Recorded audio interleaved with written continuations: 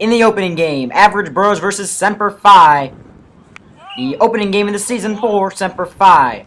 Early second half, Chris Abel will roll out and find Eric Henniger in the end zone. His first flag football touchdown cuts the score to 15-6, but the big strike from the Average Bros blew it back open as Cameron Bates shook everyone, went down the sideline. He'll score a 35-yard touchdown for the Average Bros to make it 21-6.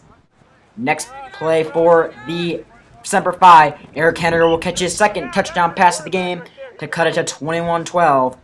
But the Average Bros would seal the deal with James Gibson's acrobatic sideline catch.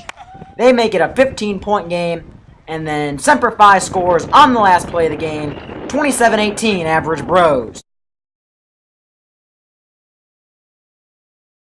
Second game of the day, Team Lockdown against Real Verot, as Team Lockdown looks to bounce back from their Week 1 loss. Early in the second half, Austin Doyle looks, the ball gets caught up in the air, and Nick Chaffone snags it with one hand, gets all the way down to the 3-yard line. Let's check that one out again. You see Doyle throw it, the ball gets caught up in the heavy wind, and Nick Chaffone one-handed snags it and almost takes it in. And on the very next play, Chaffone finishes the job and scores a touchdown to cut it to 15-12. But reigning MVP Donnie Farah would take over. He would take the shovel pass from Tanner Redden, avoid all the tacklers, avoid Lucas Sander there, and get into the end zone, making it a 21-12 game. Next play, Bryant Whitaker avoids tacklers. Even he can't believe it, and he gets down inside the 10-yard line for Real Verot. Their offense seemed to be clicking. And on the next play, Cody Ingles would find Nick Chaffone and cut the game to 21-18. A key turning point here on the 3-point conversion that would have tied the game. Bryant Whitaker catches the ball, appears to get in, but Copeland waves off the touchdown, 21-18 still.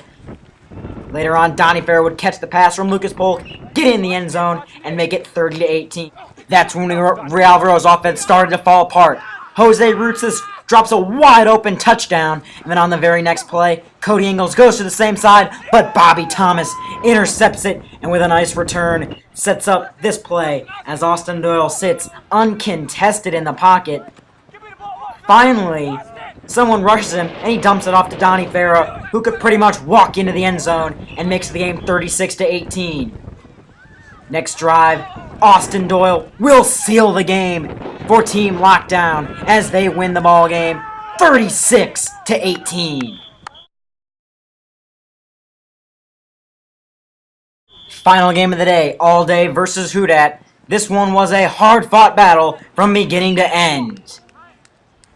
Early in the game, Quade Marinell, in his first ever game, spins Ryan Anderson, gets in the end zone, and Houdat's got an early 6-0 lead. But the high-power all-day offense would respond as Jamie Alvarez gets in the end zone and then apparently wants to become a punter. 6-6 game. The 2-point conversion would make it 8-6, but then Alex Lavender would score a touchdown for Houdat, and they would retake the lead. And then a great catch from Lavender on the 2-point conversion. But all day would respond. Ryan Anderson wide open in the end zone. That would pull the game back close. And then later on, Quade Marinell will find the interception, but a penalty on a roughing the passer would bring back the interception, and then Jonathan Wilson will catch the ball for a touchdown. Houdat takes the lead, but late in the game, All Day refuses to lose as Brian Wolf catches the ball, gets in the end zone, and then on the conversion that gave All Day the lead for good, Ryan Anderson catches the ball, giving them the lead. Later on, Alex Lavender looks like he gets in. He's ruled out of bounds. That was a big play that could have been huge for Houdat.